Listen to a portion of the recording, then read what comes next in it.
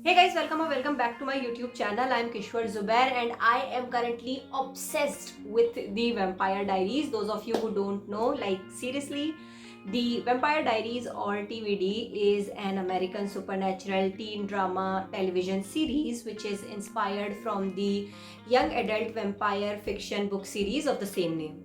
There are total 30 novels in this series which were originally created by L.J. Smith. The first 7 books were written by her and the rest 6 by various ghostwriters. I have seen the first 5 seasons of the TV series till now, but I have only read the first 3 books, The Awakening, The Struggle and The Fury, which belong to the original tetralogy. I haven't read the rest of the novels and I don't think I have to because the TV series is a gazillion times better than this book series. I have so many things to say, but I won't be able to tell them without giving away spoilers. So now that I've warned you, let's get into the video. The general plot of the books and the TV show follows the life of a teenage girl, Elena Gilbert, who falls in love with a vampire named Stefan Salvatore, who she initially thinks is a human. But their relationship becomes increasingly intricate as Stefan's older, mysterious brother, Damon Salvatore, returns, and she learns more about her boyfriend and his past and realizes that she is somehow connected to all these dark secrets. The Awakening is the first novel in this book series and mainly introduces the main cast of characters, which I will talk about in detail later. The plot revolves around the romance between Stefan and Alina. Also, brutal attacks are going on in their town and Stefan gets accused for it and then he goes missing. This book also introduces the background of the Salvatore brothers and of Catherine, the main villain of the original book series. The second novel in the book series is titled The Struggle and it picks up where The Awakening left off. Elena and her friends are looking for Stefan. Also, Caroline, who is Elena's rival in the book series, steals her diary in which she have written a few things regarding Stefan. She was planning to read it on Founders Day in front of the entire town to humiliate Elena and put all the blame of all the attacks and murders that were going on in their town on Stefan. So Elena tries to get her diary back and Damon offers to help for a prize, although what he wanted from her and why is a bit unclear to me. Also, an evil power runs Elena's car off the bridge, which leads to her death, but instead of dying because of some reasons, she turns into a vampire and this novel ends. It was better than its previous installment because nothing much happened in the first one. Also, it ends with a good cliffhanger. And then in the third and the final book of this series, The Fury, we learn about everything. It turns out that the dark power chasing everyone and ruining the town was actually Catherine, who is also a vampire. She was the one who tried to kill Alina out of jealousy. She faked her death 500 years ago because she was in love with both Damon and Stefan and wanted to be with both of them, but the brothers refused to be in this trouble. So she pretended to kill herself so that the brothers feel sorry and reconcile with each other.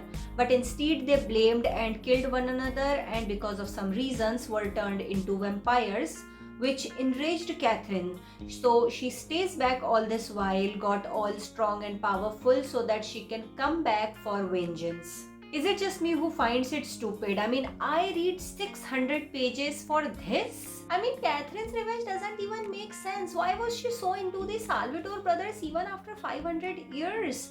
Didn't she have anything better to do in life or after death? I mean, why didn't she give up and move on and live happily ever after? Anyways, all of this leads to a fight between Elena and Catherine resulting in their deaths, and honestly, I was so happy that it's finally over because I didn't want another cliffhanger. I didn't want to pick another book in this series. I am so disappointed with these books. I was not expecting this series to be this bad and downright silly. The television series has done such a good job with the story, characters, writing and everything. Though its basic story is somewhat similar to the first few novels in the book series, but overall it is a lot more detailed and the town is charged with so much supernatural history.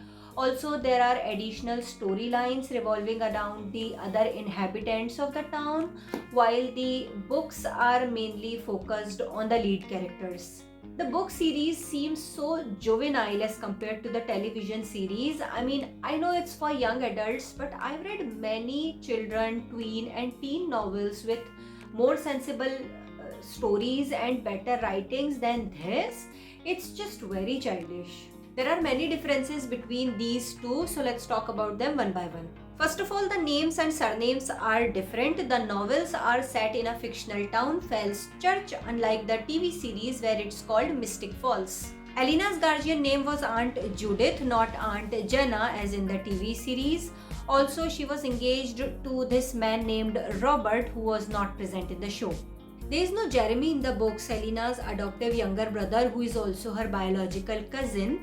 And although he was pretty annoying and nosy, Jeremy played an important part in the TV series.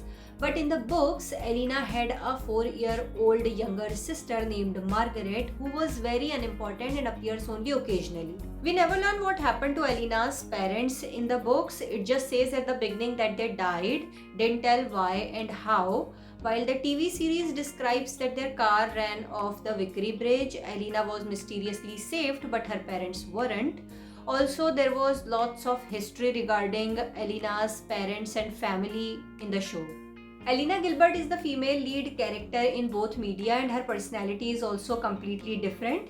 She's blonde and fair with blue eyes in the books, and it was really hard to imagine her like that, especially after watching Nina Dobrev for over 100 episodes in the show. Honestly, Alina is one of my least favorite characters from the TV series because she's such a crybaby, but in the books she's worse. She's portrayed as a modern day girl, so she's spoiled, shallow and stubborn. At least in the TV series, she's extremely sympathetic and friendly. She tries to protect her loved ones even if it puts her in danger, but we don't get to see much of it in the books. One of the biggest reasons I don't like Alina's character is because everything was about her. Everyone would pick her, everyone would protect her, even if it risked their and other people's lives. And I just don't understand why. Why everything and everyone orbits around Alina. There was this one dialogue in the TV series where Damon says, "She's a very special girl." But I'm still wondering what's so special about her. Yes, she's a doppelganger, more on it later, but other than that, what? But at least in the TV show, Alina wasn't too pleased about it. She was ready to die to save everyone, and I agree with it. But in the books, she liked being at the center stage. She was a popular girl, a homecoming queen. Everyone in her school wanted to be her friend or just be with her. Everyone revolves around Alina. Everything they do is for Alina. Every thought they have is for Alina. Why? It's crazy. Then there is Stefan Salvatore, who's a much bigger loser in the books. He is still trying to control himself and his powers and the bloodlust. He is super closed off from everyone, especially Alina, because he reminds him of Catherine. We'll tell you later why. And also because she's a human, so he's scared that he may hurt her. So he tried really hard not to be with Alina, which annoys her a lot because she wants him and she would do anything to get him, which makes her character even more pathetic. Anyways, in the TV show, Stefan is weak but stable, happy with his animal diet, and he came back to Mystic Fall just for Alina. He wanted to know her and he liked her from the start. And then there is Damon Salvatore, who's in the books as much as salt in flour. He's evil and snarky just like in the TV series, but he doesn't have the same kind of appeal. His character is not as charming and complex as it was in the TV series. Alina had two best friends in the book, Bonnie and Meredith. Bonnie McCullough is short, white, red-headed with curly hair. We do not really get her full heritage background, just that she's kind of a psychic and her family belong to the Droods. Unlike the TV series where Bonnie Bennett is a witch and all of her powers came from her ancestors who belong to the Salem. Also, her family is intact in the book and there is no Gramps, which is disappointing. It was a good character. Then there was Meredith, a tall girl with olive skin and black hair who had a thing for her history teacher Alaric Salzman. There was no Meredith when the show started, but then they introduced a girl with the same name who shared some similarities with her book counterpart, including having a relationship with Alaric, but she was quite different in terms of overall characterization. There is Caroline, and rather than being friends with Alina, she is her straight up enemy in the books. They used to be good friends when they were little, but their friendship devolved over time. They are now in sort of a competition for who can be the most popular girl in school, and Caroline is constantly trying to humiliate and defame Alina so that she can take her place, which I think is very childish. In the show, however, they were frenemies initially, but then they eventually grow closer, and Caroline is one of my most favorite characters from this series. They ruined her in the books. Also, there is Matt, and his character is almost similar in both media. He is good looking, supportive, but useless. He's just there, adds nothing much to the story. Alaric Salzman is a history teacher plus part-time vampire hunter, but he don't have a tragic past like he did in the TV show. Tyler Lockwood's name is Tyler Smallwood, and unlike the TV series, he doesn't turn out to be a werewolf. Also, in the TV series, he used to be a jerk, but then gradually improves and become everyone's friend. But in the books, he never gets a redemption. He remains a bad guy throughout the original series. There was a random girl named Vicky Bennett, not Vicky Donovan, and she wasn't Matt's sister. And her character was just as unimportant in the books as it was in the show. I mean, she was creepy and interesting, but it was just a distraction. She doesn't contribute much to the plot. Catherine is the main villain in the original book series and kind of in the TV series as well, but their personalities are different in each media. In the book series, Catherine is labeled more innocent, tender and sick, while Elena is portrayed as fierce and headstrong. While in the TV series, Catherine is a selfish, manipulative bitch who always looks for herself, and I just love her character. One of the major plot points in this series is the striking resemblance between Catherine and Alina. They are doppelgangers, but no clear reason is provided in the first 3 books. But the TV series does provide a complicated reason which I am in no mood to explain. Klaus was only mentioned once in The Awakening, and we don't learn anything about him other than that he turned Catherine into a vampire, and that's it.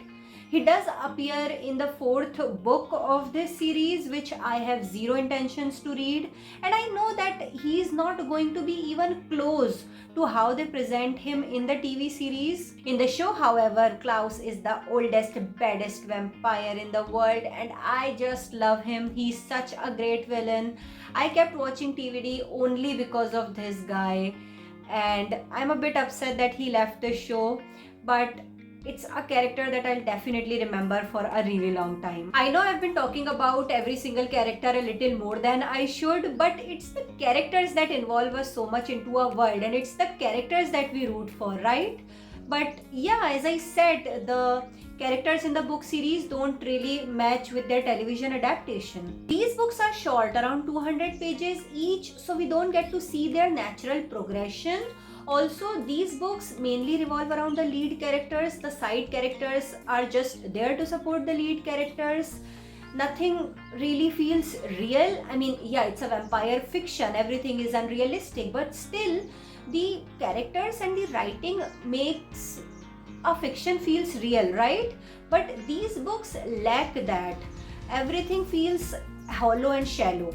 On the other hand, the TV series did a superb job. Every single character is so well developed, likable and iconic. Now I've talked enough about the characters, let's talk about other things. Stefan stayed at the boarding house, so obviously the iconic Salvatore house was not in the books. In the books, Stefan, Damon and Catherine were originally from ancient Rome, and they came to the Fells Church for the first time, while in the TV show they were originally from Mystic Falls. It was their home, and there was a long history of their families. The story of the feud between Damon and Stefan and how they became vampire is slightly different in the books. It was a lot better and interesting in the TV series. The powers that vampires possess are almost similar in both media. They have extra strength, sharp senses, quickness, etc. But their telepathic abilities are much more extensive in the books. They can feel minds, sense presence, communicate with one another without speaking, cast confusion over weaker minds to overwhelm and persuade. Also, they get stronger by killing humans and drinking their blood, and can change their shape to different animals like tiger, owl, crow, etc. Some of these powers weren't really mentioned or continued in the TV series. Vampires could do mind compulsion, but they did it with their eyes, not minds, and that too could be blocked. Also, there was a crow that appeared in the first few episodes, but no clarification or reasoning was really provided, and I haven't seen it since. There is also a love triangle in both the media, but while the book hit and missed, the TV series hit the nail right on the head. Damon was not given much space in the book, so we don't really see him getting to know Alina or spending time with her or doing something remarkable for her and all.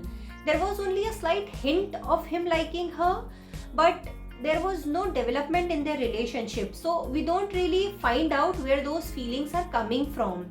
I mean, you look like my ex is not really a good reason to fall in love with someone. In the same way, Alina expresses her love for Damon after she became a vampire, but there was little to no explanation provided. Anyways, Damon and Alina don't end up together in the book series. Alina ended up with Stefan. I mean, yes, she died, but it was Stefan that she died thinking about.